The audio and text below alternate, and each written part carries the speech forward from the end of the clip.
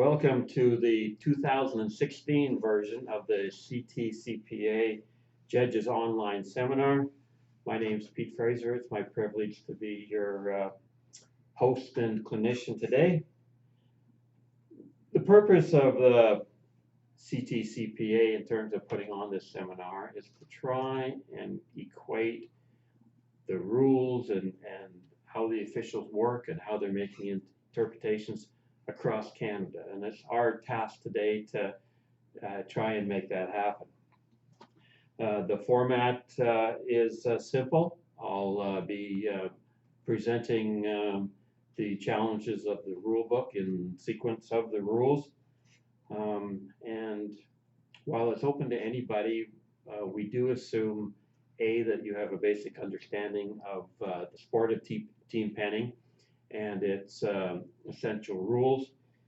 And also, quite frankly, that you're not afraid to go back and read the rule book and just fine tune yourself on what you hear today. The discussion today generally follows the order of the rule book, and because it's a one-way presentation, any questions or concerns you have that come up during the seminar, please feel free to contact either Tammy in the Canadian office or Ken Crawford, who's coordinator of officials and ratings. And between the two of them, they'll either get you the answer directly or have me send out the question. Okay, let's get to it. It's going to be an interesting year for officials. We've had two very significant rule changes, plus a number of smaller ones. Interestingly enough, the rule changes have actually made it quite a bit less complicated for the entire judging team, the judge, the line official, the timer, and the announcer. The biggest change, of course, is the no trash rule. It's literally that, and it's going to be a rule that takes some of the penners in particular some time to get used to. And there's going to be some learning curves to it.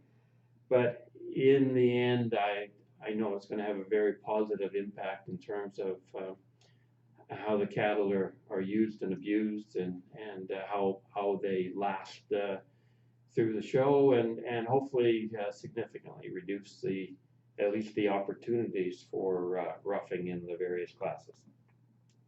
The other big change is the fact that you no longer have to call time to stop the clock. The judge now has the ability, as soon as all the cattle are in the pen, as long as all the riders and horses are on the right side of the line, the judge will drop the flag as soon as all the cattle are in the pen. That's another one that should be very helpful on a number of fronts. Certainly, it's going to avoid all that crashing and banging in the hole of the pen. It's going to protect the cattle. Funny, when people were talking about this new rule, they said it's going to protect them from all the bruises they get from their partners crashing into the thing at the same time. So another interesting rule, but a good rule, and for you traditionalists, don't worry, you can still call time anytime you want to call them, whether the judge has already dropped the flag or not. So both of these rules will be discussed in detail as we get to them in the rule book. All right, the rule book starts with a general statement on penning. The object is to pen 3 cattle with 3 members of a team in a maximum time. It also indicates that the preferred officiating team is 2, a judge or a pen judge and a line official, and it defines their responsibilities. It defines the line judge's responsibility, line official's responsibility as starting the class, so dropping the flag to start the clock, and calling all trash. The judge is responsible for everything else. This means by default that the line official doesn't grant rests, they don't grant reruns, they don't call roughing, they don't deal directly with complaints, and they no longer have any involvement in stopping time, and that's a brand new one. So that takes pressure off the timer in terms of looking at both the pen judge and the official to see who's going to stop time. In the new format, only the judge can stop the clock. Um, and while the line official's job is limited, they're crucial. They're a very critical part of the team. Um, Old rule or a new rule, it was the trashing out and the dealing with the wrong numbers over the line that consume a big percentage of the judging decisions. So that hasn't diminished. They just no longer have to hold their arm up in the air for so long when they're waiting for trash to clear. But we often forget the role of the line official, and they're so important in terms of the pace, maintaining order, reporting incidents, being the backup timer, as well as calling that trash and making the starts clean and fair and quick. Officials should show up to the show with certain elements. Judges and line officials should all have a watch. The line official will use it on every run to be the backup timer. They'll use a whistle and will tell you when it's a good time to use your whistle. The line official will always use a cattle counter to keep track of the numbers being called in any particular herd. That saves us an awful lot of time when the wrong number is called, like a number that's being used again. As soon as they go to move it over, they'll see that it always is, and we can stop the run and award a restart rather than a rerun. There's nothing worse than running the whole time on a numbered section only to be told, no, that didn't count. You have to do it all over again, and you're worn out. And as luck would have it, you probably got 30 seconds on the one that didn't count, and you blow out on the one that did. And then the final one's the flag, and there's no set design for a flag, but line officials, again in particular, should have one that you can see across the arena. So I personally like the double colored flag, but anything that's bright red or bright yellow, you can see across. The judge doesn't need the cattle counter. I'd rather they not be keeping track of the numbers used. They should be focused the entire time on the penning. It's easy for the line official, once the clock starts, to look down and click their cattle counter. The judge should be watching. But whistle, watch, and flag for the judge always. Rule number 1, it just says what constitutes a team and talks about the 30-second to start rule. The rule says that you must have 3 penners to make up a team in the first round. It then says in subsequent rounds, not just round 2, but if there's 3 or 4 rounds, rounds 2, 3, and 4, that you can go with 2 people on a team rather than 3 if something's happened. It tells you that you've got 30 seconds maximum from the time that the last team finished to get your team in the arena and be ready to start. And it tells you that if you don't meet that 30-second requirement, the judge can disqualify you. The point of emphasis here is that only the judge is in charge of that 30 seconds. And it's very important that they be active and that that they not be anal on that 30 seconds, but make sure that something's in motion, that people know they're on their way. It may be a tack change. It may be that they got hurt on the last run. It may be a lot of things. So be active, find out, and discourage people from being late, but don't be over punitive for people that have a legitimate cause. Discretion is the rule. Rule number 2 deals with time limits and timing, as well as a courtesy warning reference. The rule states that there is a maximum time for all classes. In the rule book, it states 90 seconds is the maximum, but you have the liberty of creating for any individual class whatever maximum time the associations would deal. So it might be that the open are 14 and 10 and 7 are 60 seconds and some of the others are 75. It's up to you. The key to the maximum time is the rule says that you must pen your cattle within the maximum time. So if you have a time limit of a minute, you don't get a minute to pen them, you get 59.99 seconds to get them in. It's just like a hockey game. If you score a goal at 19:59.99, it counts. If you score a goal at the 20-minute mark, it doesn't count. And so that's what within means. The important thing here is for management, it's always best if you set the clock half a second or a second longer than the time limit. So if it's a 60-second time limit, set it at 61. That just shows the riders how close they came, but that they were over. The rule also clarifies, and it's important, a lot of times you'll drop the flag really close to the horn. And you get that discretion of, okay, did I drop it in time or not? Did I drop the flag before the horn? Well, the judge doesn't decide that. The clock is the official time, and it's not up to the judge to guess whether they called it. Now, saying that, the rule says that the clock determines the time, but it doesn't necessarily have to be the principal timer that does that. If a judge thinks that the main timer was slow or missed, the judge has the right to refer to a backup timer, primarily the line official, to see what they got.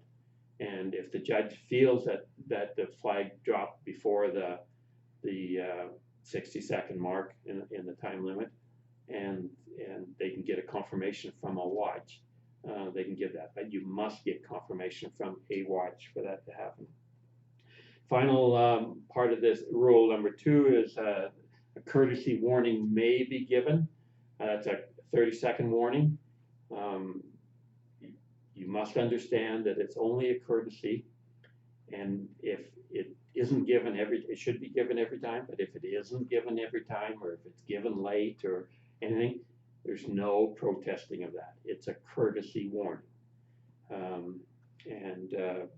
Live with it. Try, as an official, you want the announcer to be very consistent in that, but it remains a courtesy.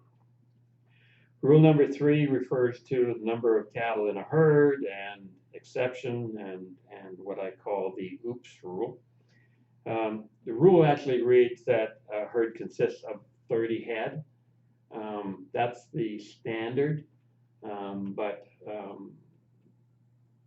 the associations can take their own liberty in that. A lot of people have trouble getting cattle or number of herds, so you can have 21 to a herd or 27 to a herd, as long as it divides by 3 and the herd size is consistent throughout the day. So you need herds of 27 all day or 30 all day.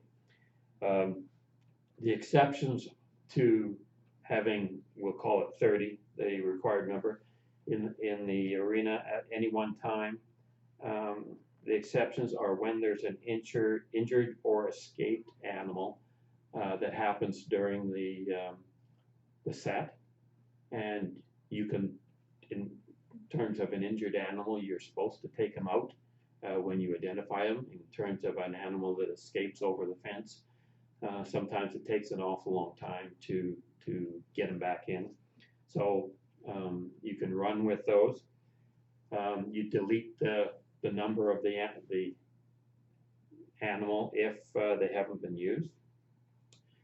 The oopsie part of the rule comes with if you have a set and it might be 30, it might be 29, it might be 31, because you have either a shortage of number 2s or a excess of number 3s, whatever. When that happens, then when it's discovered the teams that ran on the improperly numbered animals, either short or long, are awarded reruns to be taken on the same number, but fixed, at the end of the herd. They don't get to keep their time, regardless. And it's funny, I always remember one association had a rule if there was 4 head and you couldn't pen 3 of them, you didn't deserve a rerun. But we've got over that. The only exception on this rerun rule, running at the end and on the same numbers, is if a team that drew this odd numbered set also incurred an unsportsmanlike conduct disqualification. And so that's the only time that the run actually counts and stands, and they're not awarded a rerun. No penalties are carried forward, so in essence, the mistake happened at 0 seconds, so they don't carry any penalties or limitations. And also, all other times stand. It's only if you're part of the groups that had either too many or too few. Rule number 4 talks about herd changes, and the standard is if you have 30 head, you change every 10 runs, and the rule says regardless of no-shows. So that just keeps the show going and it uses up all the cattle. So if team number 9 didn't show up, then you'd run team number 10 next and team number 11 to finish the herd. Show management has the right to manage the use of their herds, so they might opt on a hot day to say, okay, we're only going to run 7 runs on every herd, and that's legal as long as they do it consistently, and they should announce their plans, including whether there is no requirement that you change herds after every go-round or every class. You should announce your intentions as to what you're doing. So with cattle being so expensive and hard to get, if you don't use all your cattle all the time type thing, if you change after every round and every class and that, you end up using some of your cattle at the end an awful lot more. Rule 5 is a very busy rule, but it's easy to understand. It's how you start your run. The rule says that cattle are to be unified and settled with the holders in place and the cattle between the markers. Between the markers means that you should have markers on the wall so it's consistent. I encourage the judge to place those markers quite wide so you're not always having to cram, and to take into account where the entry gate is in the arena, where the cattle come and go. If they enter and leave in the middle, then they're always going to hang around that middle. If they enter or leave on one side, then they're always going to hang towards that, especially the gate where they have come into or know they get to leave. And so the rule doesn't dictate that you have to have those markers in the same location on each side of the pen. Use your discretion, and if they leave on the side, then put the marker from the on the corner where they leave a lot closer to the end wall or side wall than that. Otherwise, you'll be chasing and chasing and chasing forever. The rule requires that as soon as the cattle are ready, and assuming that the team has been called into the arena, then the line official will raise their flag as soon as the arena is ready, which means the cattle are ready and the judging team is ready. This is really important for speed and efficiency. The rule says that the team is expected to be ready, and that's where the 30-second warning comes, 30-second maximum time, but the team is not expected to use that time. They're expected to be ready. And a very important rule, the team, regardless of what they're doing, they must start immediately if the line official or the judge tells them to. This is a level playing field kind of rule as well as an efficiency rule. It prevents people from hanging on the line and not starting immediately when they're the 9th or 10th in the herd. It really saves people trying to spot their cattle before they go. And it also keeps the show running, and it gets people tuned up that time stops, my turn, get into the pen, the flag's up, and I go. This rule also covers the granting of a short rest on back-to-back runs. The rule says the judge may grant. It's not automatic. And again, this is a level playing field.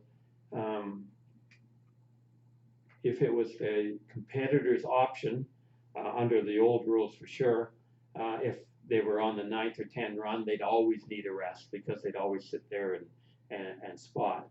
The new rule, a rule that's been in for a year now, says that the judge may or may not grant the rest. If they do grant it, then all 3 team members must turn their back to the herd for the whole duration of the rest. That prevents them from spotting cattle while their one team member is resting. Again, it's a fairness consideration. This rule says time starts on the nose. If your horse goes over the line, breaks the plane with their nose first, then that's an indication to the line official to start the clock. Fractious horses that are backing over the line and bucking and kicking and going sideways, and that's not a legal start. So make sure that when the nose goes over, that's the signal to start the clock.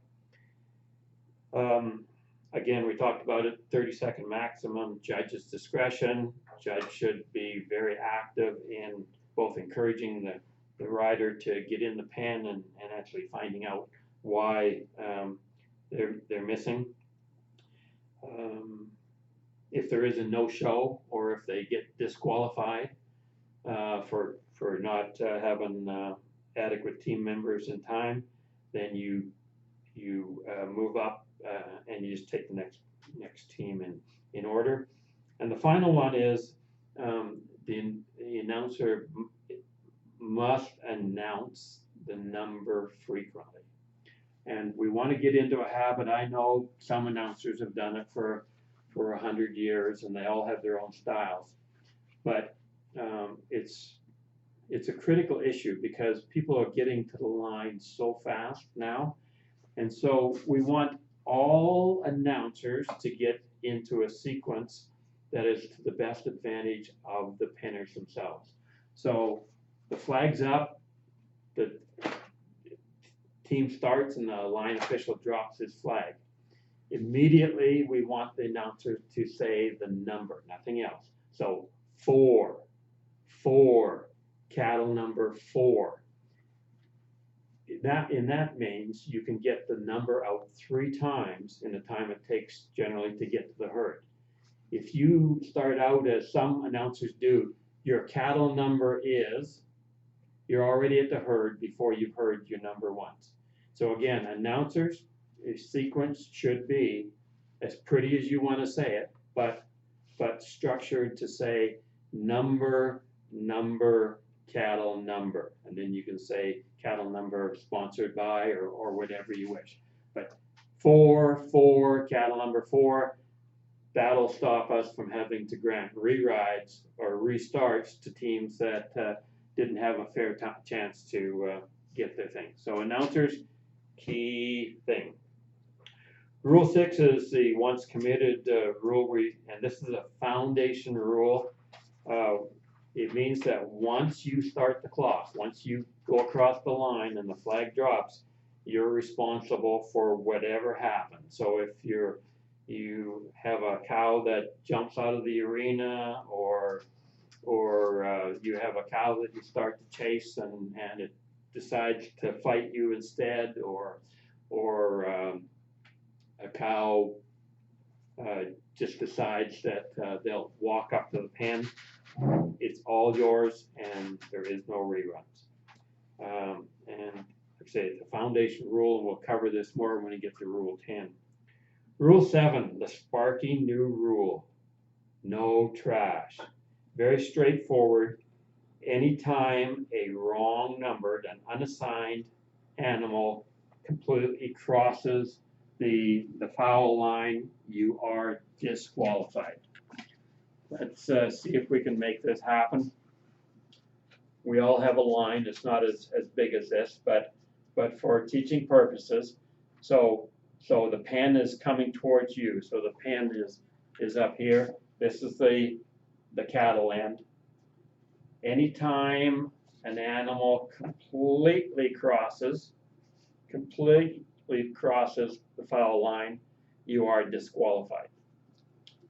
It takes all 4 feet to be across, just like it takes all 4 feet to be judged as in the pen.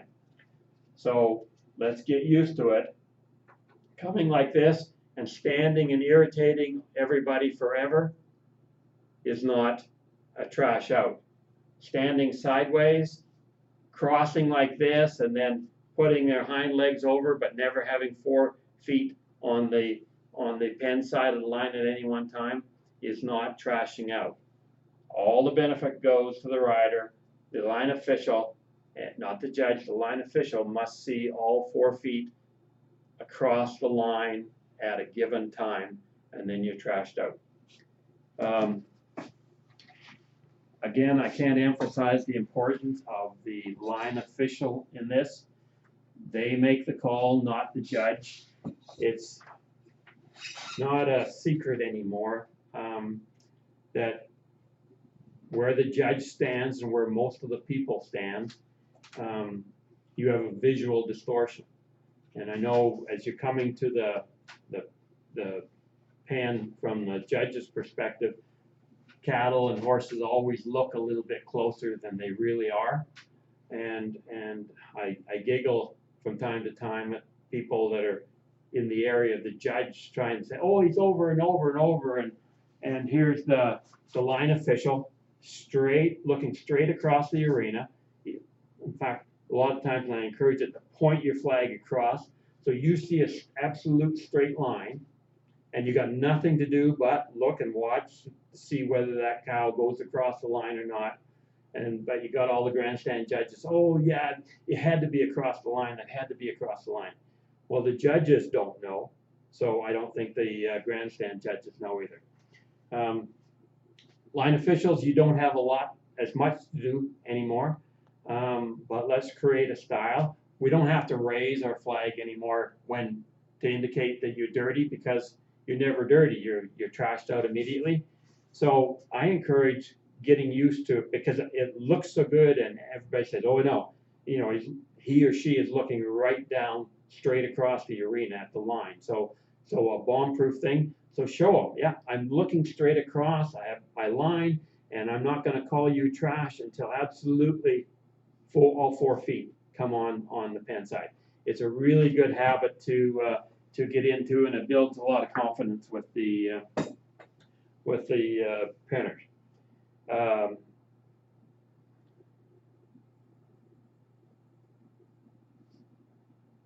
The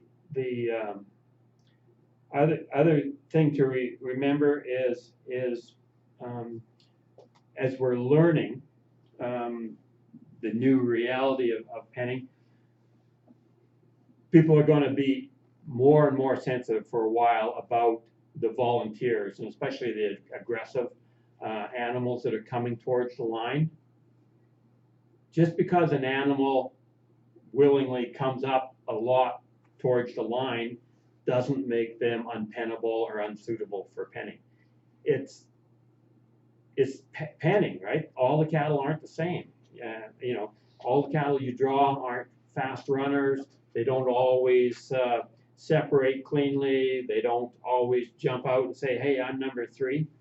But there's going to be cattle in a lot of the herds that are willingly going to come forward, and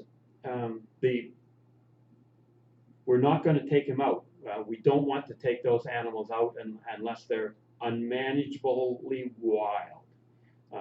Being tough is not a good reason to remove an animal from a herd. And penners themselves can do us a big service by the way they handle those volunteers. And our team sorting experience tells us a lot about this. There's an awful lot more volunteers attack the line in team sorting than team penning.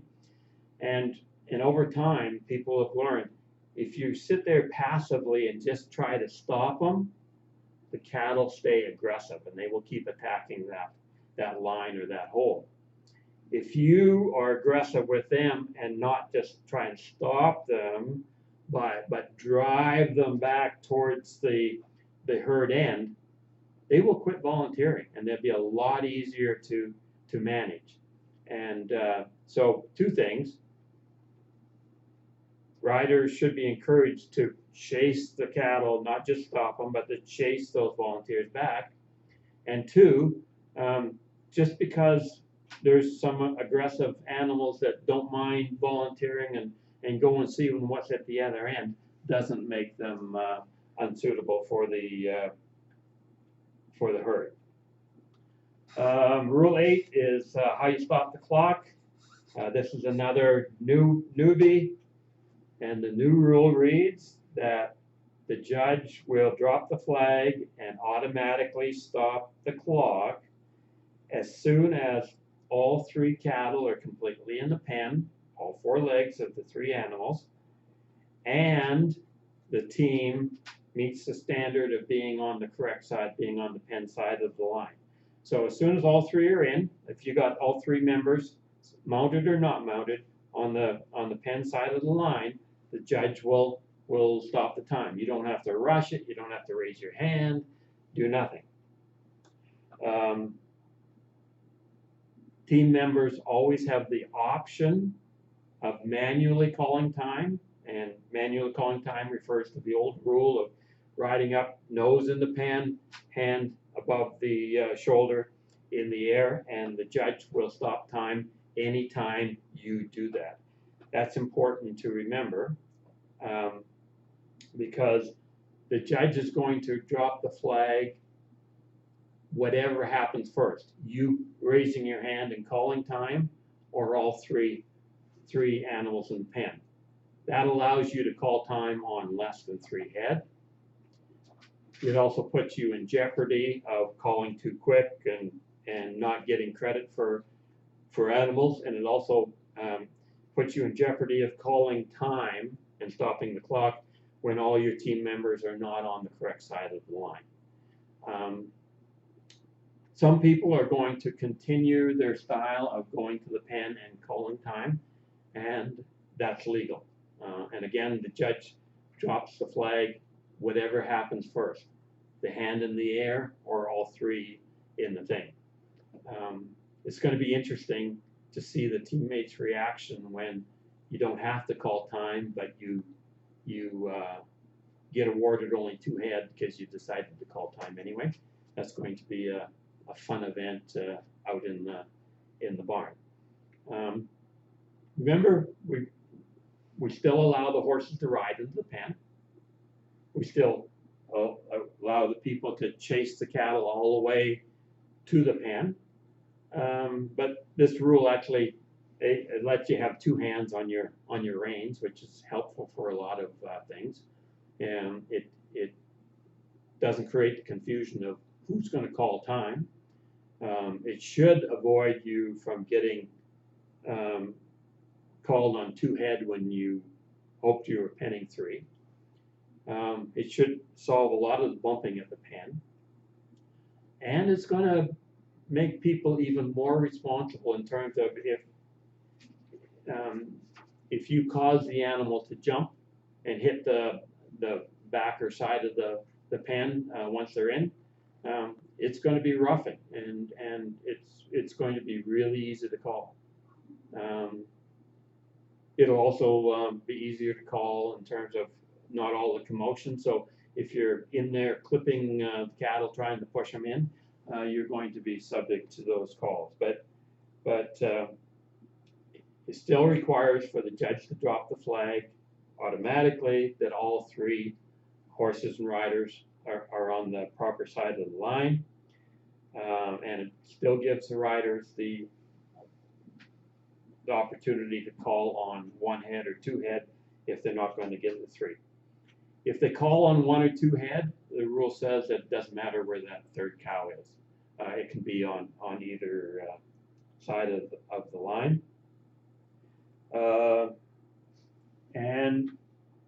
Again, I want to activate our line official. They don't have to worry anymore about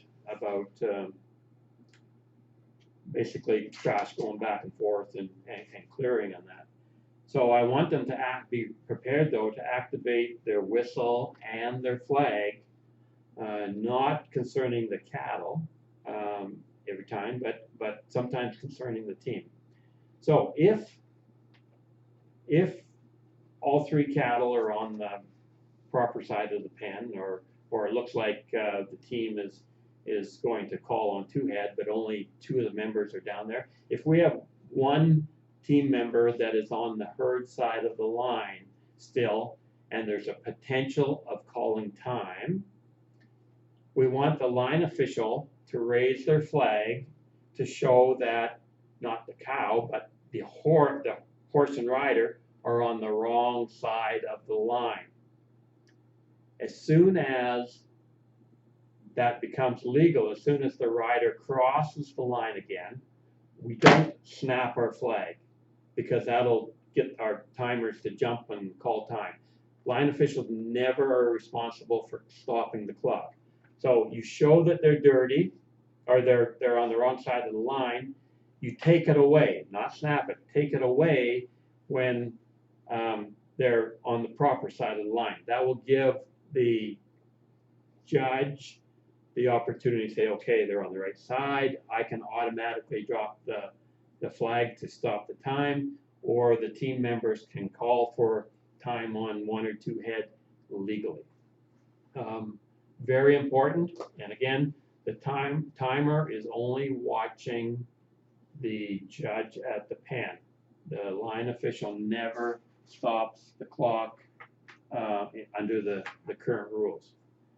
The other thing is that we need the line officials to be ready with their whistles when, in cases where all three cattle are across the line and going towards the pen, and a volunteer starts to come up. We want the line official to be there, whistle in hand or in mouth, flag pointed at the line to say, nope, that cow has not crossed the line yet, not crossed the line yet, not crossed the line yet. Blow the whistle at the exact millisecond that trash occurs. That gives the judge at the pen the information they need to say the whistle went before I dropped my flag or after I dropped my flag. If the whistle goes before the judge dropped his flag, then trash occurred first, you're disqualified. If the whistle happens just after the judge drops the flag, then it's good, trash came over after time was called. Very important, and we expect every single line official to do those two things. Flag up when you have the rider on the wrong side, take it away when they're clean, blow the whistle to protect the judge's back when a trash comes up late. Rule 9, and like I say, it'll be interesting to see this automatic stopping of the clock, how that changes some of the dynamics. Rule number 9 clearly identifies the herd holder tasks, and this is a new emphasis on unsportsmanlike conduct in the rule book. Herd holders, a simple task: unify and settle the cattle between the markers. The herd is to be generic. There's to be absolutely no effort to split or pairs or bury animals. You know, sometimes the 8th, 9th, and 10th runs, you know what numbers are coming up.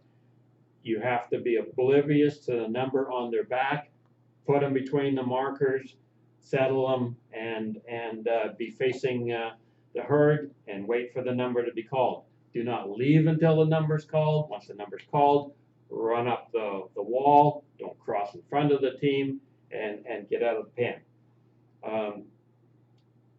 Emphasis this year: you will be called for unsportsmanlike conduct, either a caution or a DQ, if it appears that you are trying to split pairs or bury the animals or anything else or stir them in any way.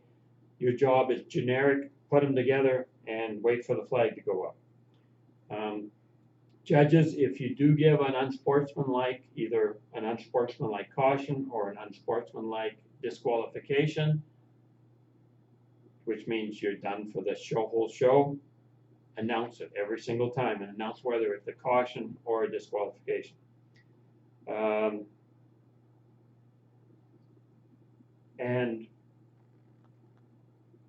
The other thing is no training, right? Herd holders are not to be training on their animals as they settle the herd between the markers or as they're leaving the arena. Rule 10 defines reruns and restarts. There's only 2 reasons you get a rerun: mechanical failure, so a gate opened, the clock didn't start, the lights went out, or management error in terms of we gave you the wrong number, or we gave you a number where there's only 2 head or 4 head, etc., etc. There's no just to be kind mulligans in terms of reruns, right? Just because, oh, that's been a bad animal all day. If it's there, you don't get a rerun. The rule separates what's a restart and a rerun. Restarts are very handy. Those happen when you call a duplicate number, or the announcer was late calling the number, or something strange happened in terms of a cow was breaking out of the herd as the team was going across the line. So a volunteer coming at you before you started the clock. All those things can be handled by reruns. You just put them back on the right side of the line and start, and you don't have to worry, and they haven't expended any energies. Reruns are start over again on runs that you've participated in. That can happen when, again, if we don't identify immediately that we called the wrong number as a duplicate number, or if we didn't know that you had 4 or you had 2 of a particular number. All those reruns happen on the same herd, on the same number, at the end of the herd, and in the order that they happened. So if you had team number 3 had two 4s, and team number 3 had 4 5s, that's the order that you run them in. You always fix the herd and run them at the end of the herd. If a team thinks that they deserve a rerun, they are to approach the judge, not the line official, approach the judge and very respectfully tell the judge what their concern is, and the judge will say rerun or no rerun. but you have to ask the judge for their consideration before you leave the arena. The rule says you can't better your time. That was when the problem occurred. And so if for instance, you're chasing cattle and they slip through an open gate at 49 seconds, the first thing the judge does is look at the clock and see what the time was when the incident happened, and if you give them a rerun, you say, okay, I'm giving you a rerun, but you can't better 49 seconds. That's pretty standard now with everybody's feelings. That type of rerun, the team can choose whether they take it or not. So it might be that they have a time on two head, and the judge says, well, you were fouled during or whatever. The team has the right to say, oh no, I'll keep that time, because it might be a time that gets them into the money or everything, and they don't want to take chances. The reruns that you don't have an option of taking are if you've been given a number that's already used, or you've been given a cattle number where you only have two head or four head. Everything else you can decline and accept the time that you get. And the final point of this is no rerides for going out of order. There's a lot of reasons that out of order happens, none of them good, but they do happen, and the rule just clarifies that if it happens, then you live with it. It's arena conditions, and you find out where the mistake was made, fix it, and go on.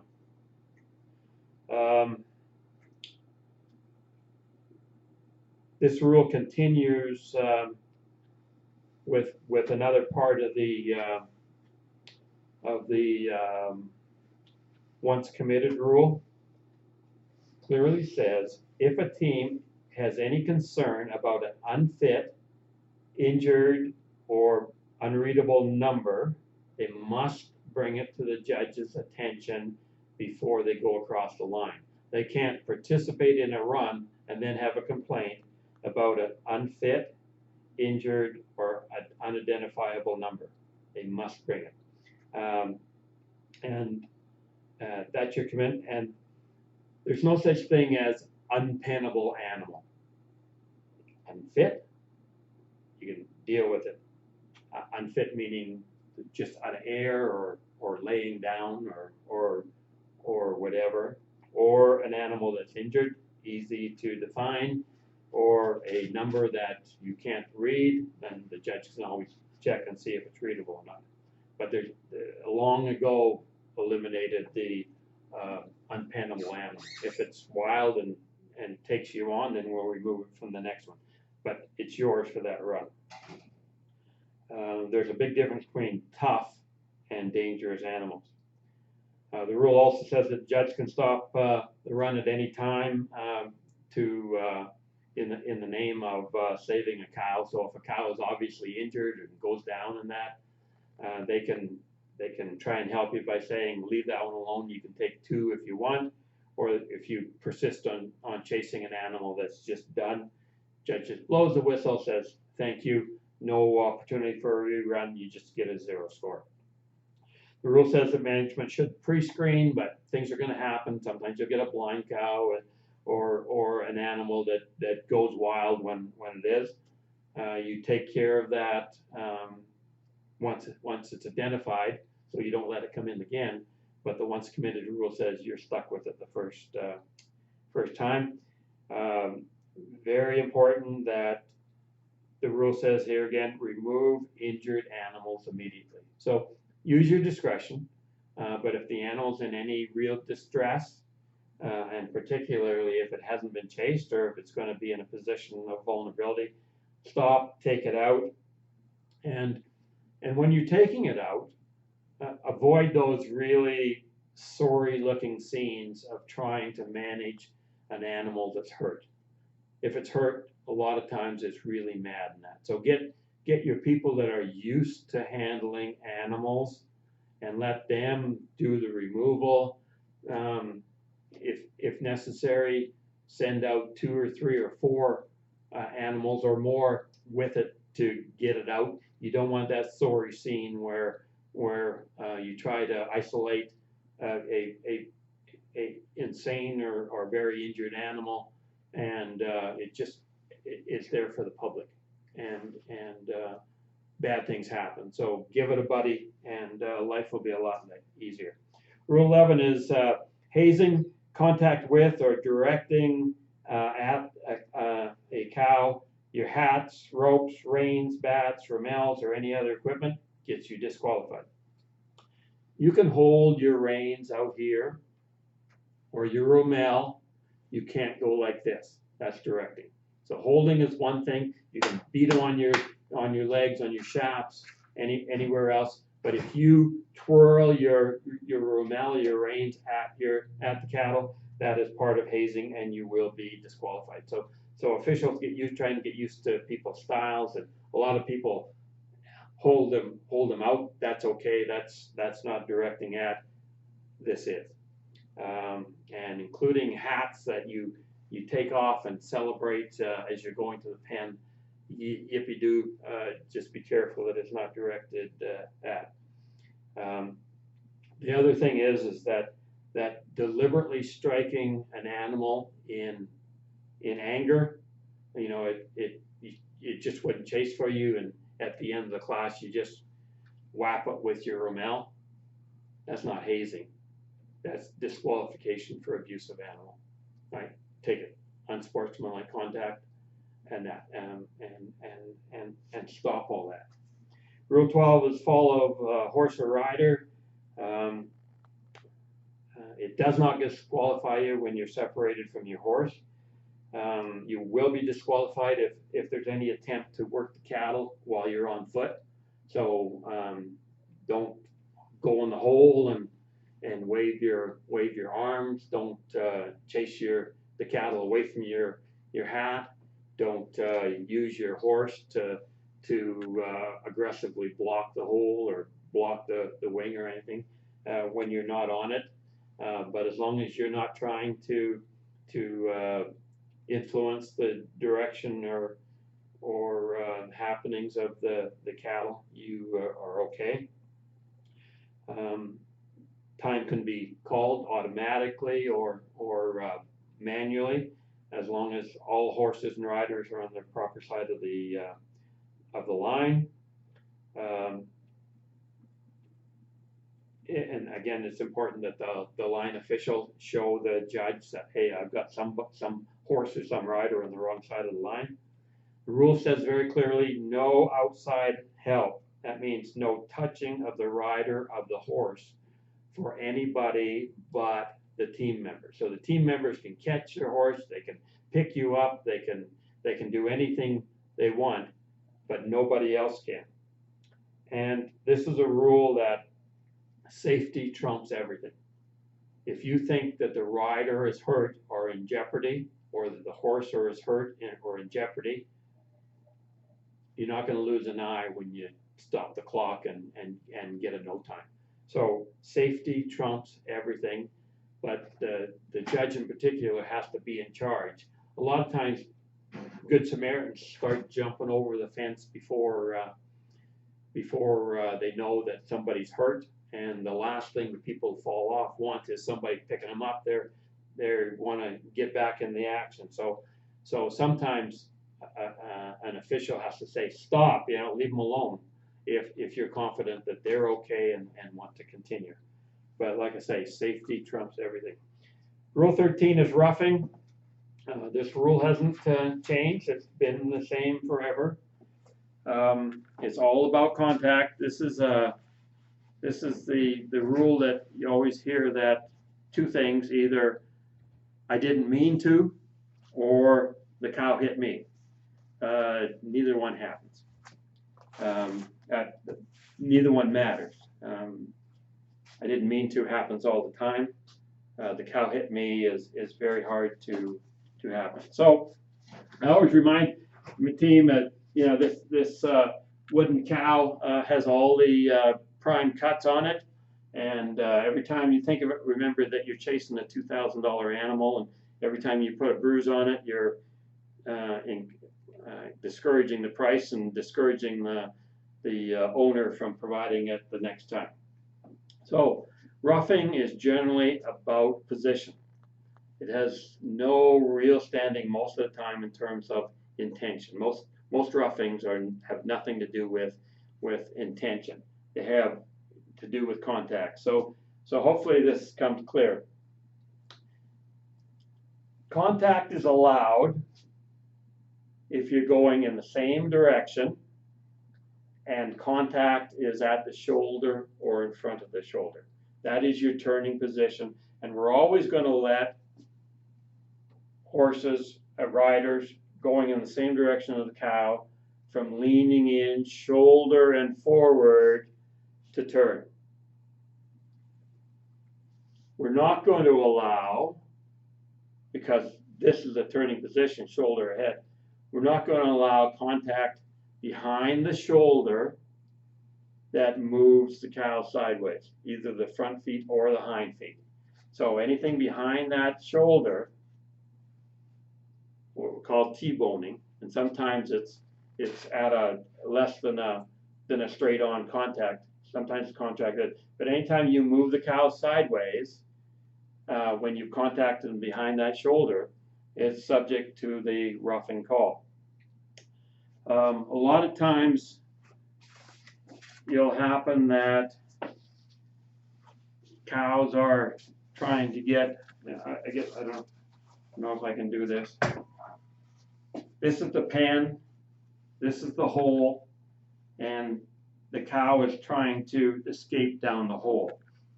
Sometimes you'll get contact where the contact of the horse and the animal are head to head or shoulder to shoulder. You got some room on that. But most of the time, what happens is the cow is trying to escape, the horse moves up, and I'll do it this way now. The cow is coming at you, and you try to close the door, you try to shut him off, but your horse is late, and you slam the cow sideways and hit him and hit the cow into the pen, and that is always going to be roughing too. So if your horse is late, obviously your intention is to get in front, but if your horse is late and you hammer the sides of the cow anywhere except for head to head on the shoulder type thing, is going to be called roughing. If you chase a cow so fast back into the herd, you're responsible for not the cow you're chasing, but all 30 in the herd. And so if you chase, and you have to excuse my cows, if you chase an animal back into the herd, and while you're chasing, while you're engaged in that chase, the cow jumps forcibly on top of another cow or runs into him sideways, that is roughing. Call it every time. If you are chasing a cow down the arena, and you might be here, but it's going at full speed, we accept the fact that the cow is the dumb animal, not the rider or not the horse. The cow is the dumb animal. It will often jump the fence because it's still trying to get away from you. If you're in contact, or even been in recent contact with that cow, so that really a dumb animal didn't have a chance to change its mind on whether to jump or to turn, that's roughing, right? You have to be responsible for that chase. Same goes sideways. And a lot of it, like I say, cattle are the dumb animals, and you people that have horses and cattle, you know the experience. If a cow, cattle have a very limited, they are really monocular, and so they don't really see depth at all, and that's why they try to jump through or over things that really there's no reason for them to try and fit in. They have very monocular vision, so they have no depth perception at all. The easiest way to teach that is This yellow thing is now a gully. If a horse who has partial binocular vision comes to a gully, what's going to happen is they have depth perception. They see that there's a gully there. They will jump over it. Cattle do exactly the opposite. They come to the gully. They don't have that depth perception. More often than not, they won't jump it. They will plunk right down into it and out of it. And that's a good way to remind people why cattle jump when smarter people think, well, you can't jump that. It's not big enough for you to fit in, or it's too high for you to jump over. Cattle aren't as smart as you. So remember that. Point of emphasis, again, clipping. Clipping is the hardest thing. And what clipping is of course when the riders crowd up too close to a horse and their front legs clip the hind legs of a cow. It's another one of those problems in penning where the judge is most of the time in the worst position to see the clipping. People that are hanging around down by the pen are in a lot better position. Often the line official is in a lot better position. But regardless, judges, if you see the clipping happen, and don't go just by sound, use sound as a point of information, but you have to see the contact. Call that. Slamming into the pen, again, you should have less and less sympathy for any rider who drives a animal into the pen and it ends up slamming to the back. Some cattle jump of free will, but most of them it's because of the pressure. And now, you don't have all those people charging the pen and throwing their arms up and bouncing off each other like bowling pins type thing. So if it happens, it happens, right? It's part of the means of trying to take some of the pressure off these animals.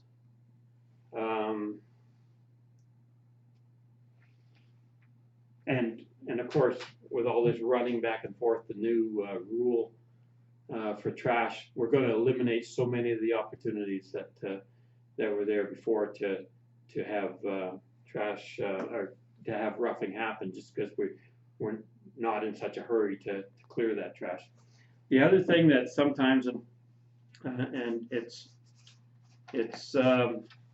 an unfortunate thing that happens sometimes, you'll be chasing a cow and for no good reason it suddenly stumbles. You didn't make it stumble, but you subsequently step on it or run into it. That is still roughing, right? It's unfortunate. It's one of those feel bad, but it's the rule and its importance and fun. So if your cow falls down and you subsequently run into it, step on it, hit it, whatever, you get called for roughing because you were too close to avoid that incident. It's just like rear-ending somebody in the thing. It may not be any reason where you could expect it to happen 99 times out of 100, but this is the 100th time. So judges, you got to call that. If they subsequently step on or ride over top of a cow once it stumbled, you have to call it. And then the only other thing on the roughing is sometimes, and thank goodness it's very rare in penning today, intentional or irresponsible roughing. If things happen, right? And you do make contact when you don't intend to, and you get called for roughing. But heaven forbid, if you do it intentionally, if you're mad at the cow or you're going to teach it a lesson by knocking it over, and the judge believes that you did it intentionally, or you're just riding like a yahoo so bad, so hard through the herd, and you're scattering everything, I mean, that is absolutely irresponsible. Then you call them and you disqualify them for unsportsmanlike contact, that irresponsible or intentional roughing, and they're gone for the day, and they can expect a letter from their association saying, you might need to find another sport. Rule 14 is unsportsmanlike conduct. It's another point of emphasis this year. Unsportsmanlike conduct can be assigned to a team or an individual. It includes any abuse, physical, verbal, even written now, excessive foul language, intoxication, or any other thing detrimental to any other detrimental conduct. Abuse of the horse, and it's important to do this. You don't get to what in the old days people thought was train your horse in the ring by abusing it. The rule says excessive spurring, excessive kicking, excessive whipping, excessive jerking, or riding a horse that's obviously lame or in distress, etc. I said the word excessive many times because you get to spur a horse, you get to kick him, to cue him, you get to tap him with your rein a little bit, you get to back him up when he's refusing to stop. You get to do those, but you have to be in charge, and you have to be trying to correct sanely a problem that happened. I always use the thing when people are over and under in the horse, you know, over and maybe over and under even is encouragement to go forward. Don't scotch on me, run out. And so if it's not violent type thing, if it's tap tap, we'll call it a barrel racer's encouragement. That's okay. And this sends a message to the horse, keep going. But once you get to the third and the fourth and the fifth and the sixth, it's abusive. You're not teaching the horse anything but to be afraid of you, right? It's the same as spurring. You know, kick him to go forward, but you better not be kicking to hurt or draw blood or kicking in front of the shoulder or anything else. Whipping, jerking, stop the horse and make it go back up again. But this seesawing and back and forth, at some point it changes from I'm sending you a message to don't do that again to I'm hurting you bad and I'm abusing you. People want you to step up, judges. They want you to step up and stop the abuse. Not the legitimate training and not the conditioning, but the abuse. Jump up and do it. The rule says that it's the responsibility of the judge, the arena director, and show management to manage and control any of this abuse and take corrective action. And a new addition on this thing that talks about abusing officials and show management and your partners in that. They've made special emphasis this year. It also includes abusing the rating committee. So any members of the rating committee that jump up and say, yeah, I can help keep the playing field level, don't abuse them verbally, physically, or in writing on Facebook or letters or anything else. And again, with unsportsmanlike conduct, you can caution them or you can disqualify them.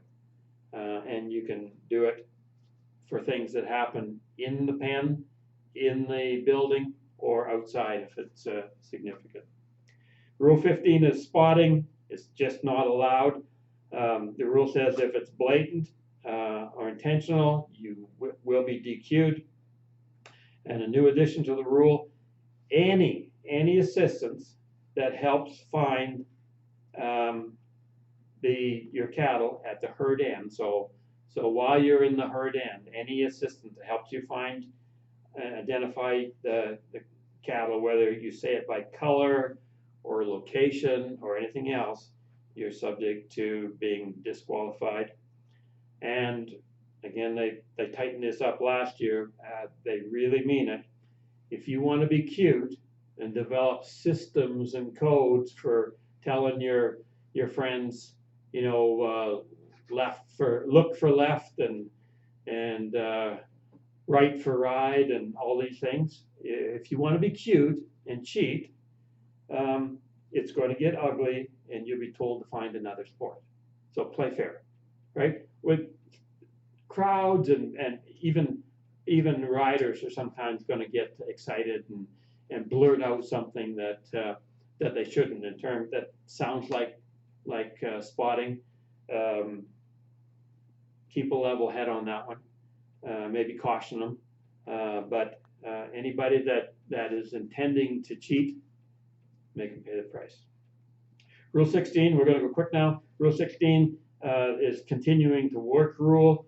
It's a discretionary call. Once the whistle goes or the time stops, you have to quit working your animal. Just quit it. You're subject to a $30 fine. Judges, it's your discretion. But if people start working, especially a lame animal or a wild animal that they want, or trying to get even on that, or just work their horse, dig them. Rule 17 is unattended horses. It says it's a $10 fine if it's announced that your horse needs attention and you don't get there and fix it. A discretionary rule. Rule 18, my favorite rule, every official's favorite rule. Decisions of the officials are final, and there's no boss that they report to that somebody can appeal to. So if a judge makes a decision, an arena manager or the president of the CTCPA or three soccer moms can't overrule you. The only other thing in that rule is that all penalties and reason for reruns need to be announced. Make sure that happens.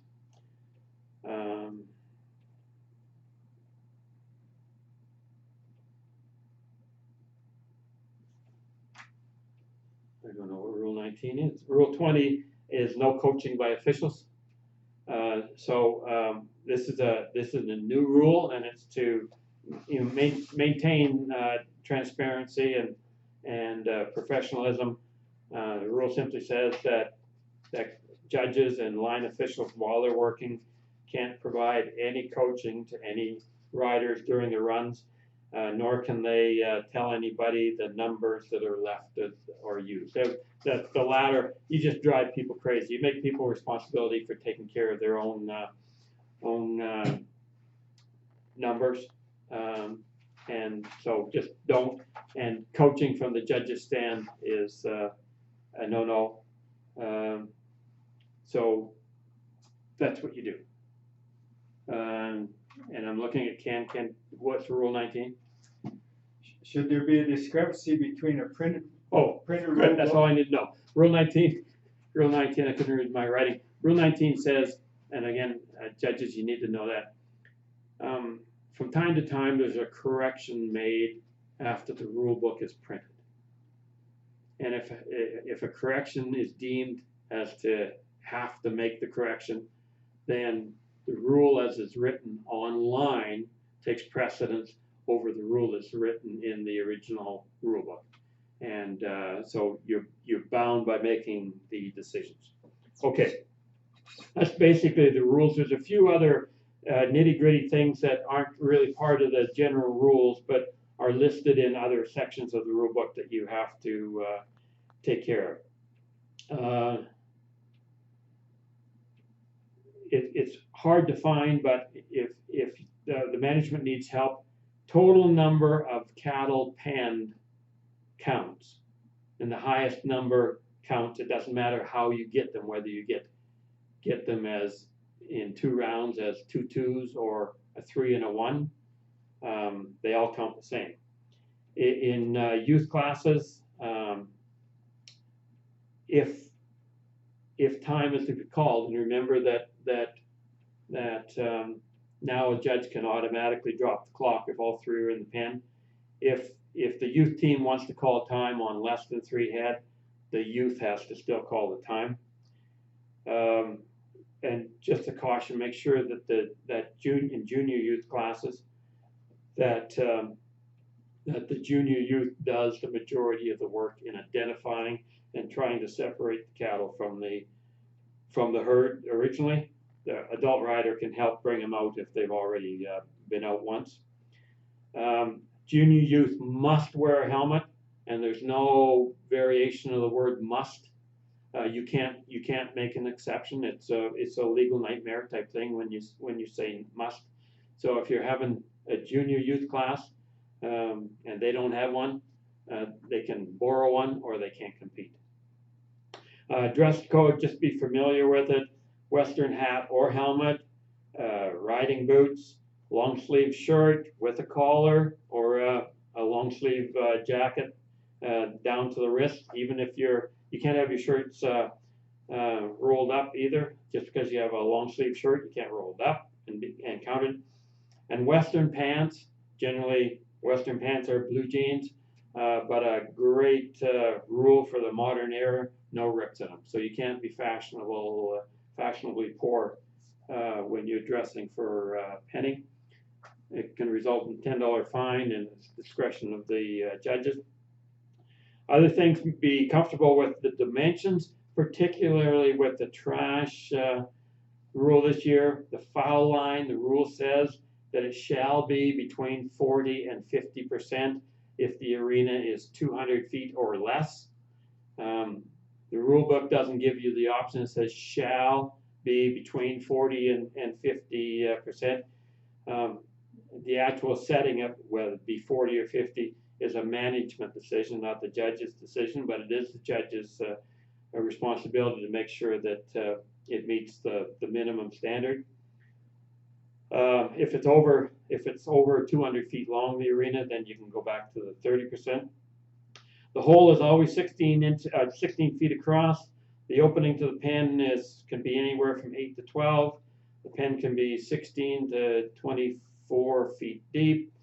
The rules require that you have a banner covering the back. That's believed to discourage cattle jumping when they go charging into the pen. So discouraged from jumping or hitting the back pen, always a good thing. You cannot have a banner on either the wing or the entry into the pen, and that's to let the judges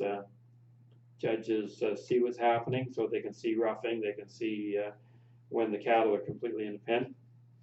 And a rule that you find basically under show management is that show management is responsible for making sure all numbers are readable when you go into the pen. If it's determined when they come in that a number is unreadable, either totally missing or totally unreadable, then the judges can rule that that cattle number set is not to be used. So if you can't read number 3, you don't use number 3. Very important part right at the end of the rule book is etiquette. It talks about sportsmanship. It talks about losing a hat. It talks about why it's important to be prompt. It talks about the sportsmanship credentials for herd holding, and brand new and my favorite section of the rule book, all competitors are asked to refrain from high-pitched screaming when they're chasing the cattle. Whether you're youth or adult, male or female, young or old, big or small, quit screaming in those high-pitched sounds. It just drives the rest of the world crazy, and it's no excuse that you're a kid and your voice hasn't changed. Go deep. That wraps it up. It's up to you. The Canadian Association is counting on your support, is counting on you enforcing the rules and knowing the rules as they exist. Good luck. I'm always available if you need something, but like I say, your direct contact is through Tammy and Ken through the Canadian office. Thanks for having me. Enjoy petting.